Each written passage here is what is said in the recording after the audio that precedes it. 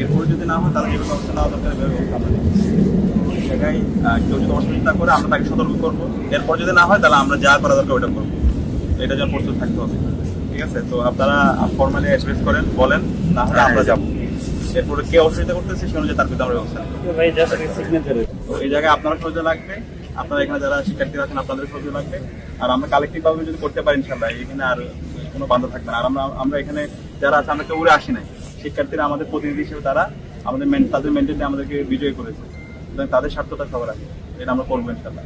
তো আপনি আমাকে একটু দিবেন, আপনি আবার যাবেন গিয়ে যে প্রসিডিউরাল বিষয় থেকে বিপিজি যেটা আমরা তাদেরকে বলবো ওটা দিবেন, একদম এটা ডেডলাইন নিয়ে আসবেন কত তারিখের মধ্যে আপনারা করবেন। এরপর না হলে এটা আমরা যাবো, নেক্সট রবিবার আমরা যাবো। সত্য ন্যায়ের আন্দোলনের অগ্রসেনানী, তাই অবিরাম ছুটে